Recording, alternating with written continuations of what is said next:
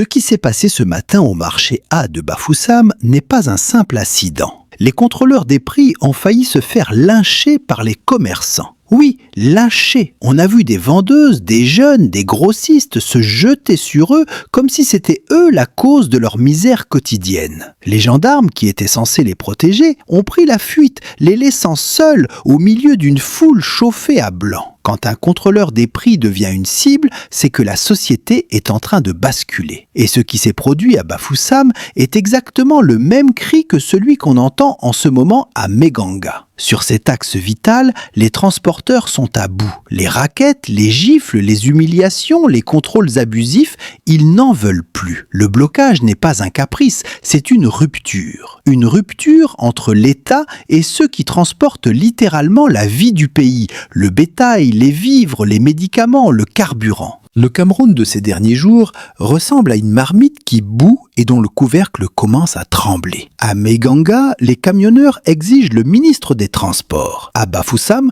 les commerçants veulent en découdre avec ceux qui viennent contrôler les prix alors que leurs marchandises leur coûtent 2 fois plus cher qu'il y a 6 mois. Dans les 2 cas, les forces de l'ordre reculent. Elles reculent parce qu'elles sentent que la colère dépasse les règles, dépasse les uniformes, dépasse l'autorité. Et tout cela se déroule dans un pays encore sous tension après la présidentielle. Une élection dont beaucoup contestent la transparence. Une élection qui a laissé une partie de la population en état de sidération et une autre en état de rage contenue. L'atmosphère est électrique. Le moindre souffle peut provoquer une déflagration. On n'est plus dans la revendication classique. On n'est plus dans les petites colères habituelles. On est dans un moment où lire le prix du kilo de riz suffit à allumer la mèche. Le lien entre Bafoussam et Meganga est évident. Les Camerounais ne supportent plus que les institutions leur demandent des efforts alors qu'eux-mêmes n'en font aucun. Ils ne supportent plus l'hypocrisie d'un État absent,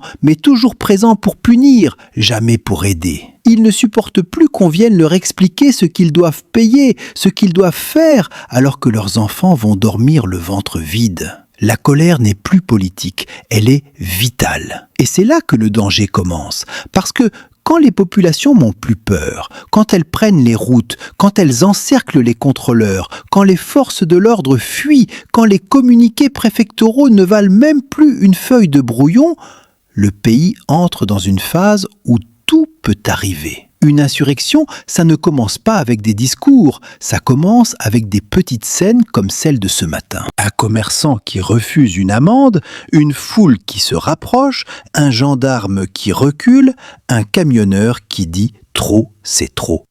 Ce n'est pas spectaculaire, mais c'est profond et surtout c'est contagieux.